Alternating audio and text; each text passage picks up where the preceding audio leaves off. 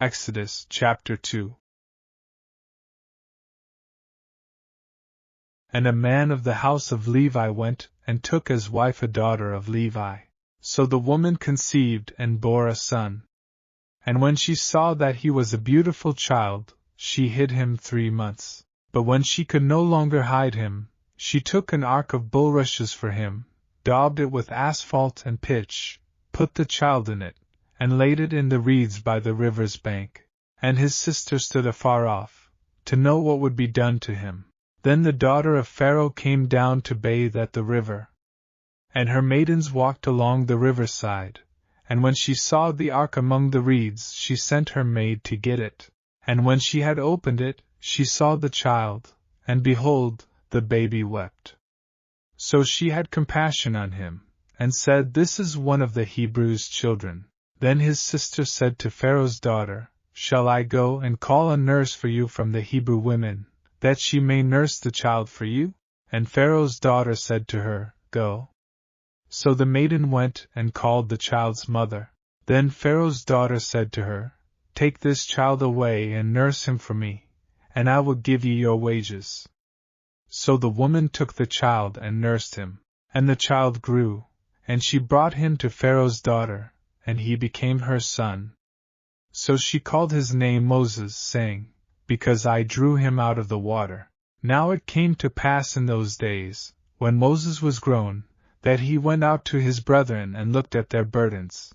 And he saw an Egyptian beating a Hebrew, one of his brethren. So he looked this way and that way, and when he saw no one, he killed the Egyptian and hid him in the sand. And when he went out the second day, behold, 2 Hebrew men were fighting. And he said to the one who did the wrong, "Why are you striking your companion?" Then he said, "Who made you a prince and a judge over us? Do you intend to kill me as you killed the Egyptian?"